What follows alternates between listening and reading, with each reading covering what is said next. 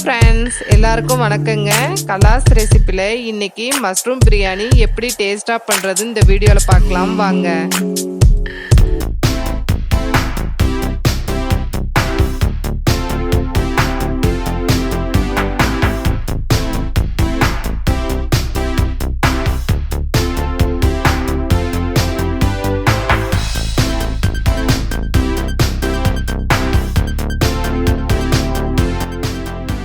நான் 3 class jeera rice எடுத்திருக்கேன். இது 1/2 kg.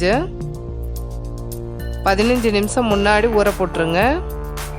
குக்கரில் கொஞ்சம் அதிகமாக எண்ணெய் சேர்த்துக்கோங்க. எண்ணெய் சூடானோடனே ஸ்லைஸாக கட் பண்ணி வச்சுருக்க 2 பெரிய வெங்காயத்தை இது கூட சேர்த்து நல்லா பொன்னிறமாக வறுத்துக்கோங்க. வெங்காயம் வதங்கிருச்சு. இஞ்சி பூண்டு பேஸ்ட்டு 3 டீஸ்பூன். இது கொஞ்சம் தண்ணி மாதிரி இருக்கிறதுனால கொஞ்சம் எக்ஸ்ட்ராவாக எடுத்துருக்கேங்க. இதையும் நல்லா எண்ணெயிலே வதக்கிக்கோங்க. இஞ்சி பூண்டு நல்லா வதங்கிருச்சு.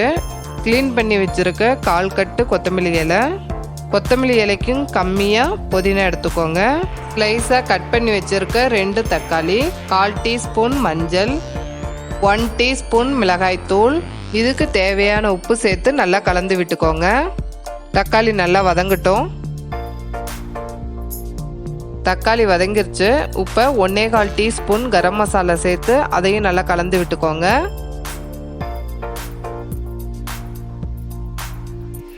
பாருங்க, தக்காளி மசாலா எல்லாம் எண்ணெயிலே வெந்துருச்சு.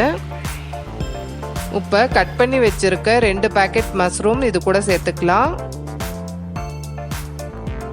1/2 லெமன் பிழிஞ்சுக்கோங்க. இன்னும் புளிப்பு வேணும்னா லாஸ்ட்டில் பார்த்துட்டு சேர்த்துக்கலாம்.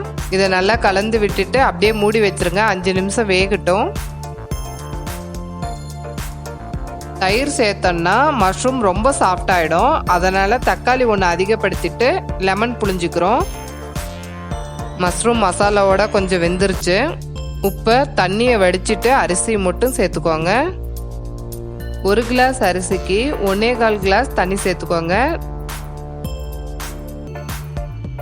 புளிப்பும் உப்பும் கம்மியாக இருக்குது.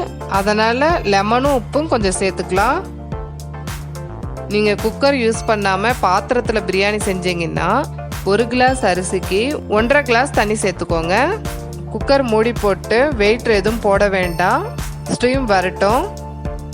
ஸ்டவ்வை ஹை ஃப்ளேமில் வச்சுக்கோங்க.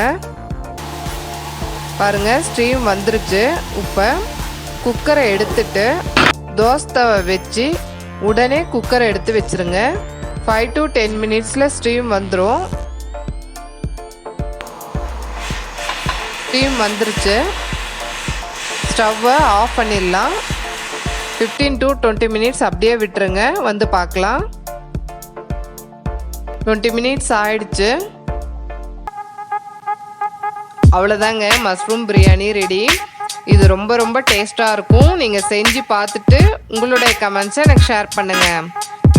இந்த வீடியோ உங்களுக்கு பிடிச்சிருந்ததுன்னா கலாஸ் ரெசிபிக்கு சப்ஸ்கிரைப் பண்ணுங்கள். பெல் ஐக்கானை கிளிக் பண்ண மறந்துடாதீங்க.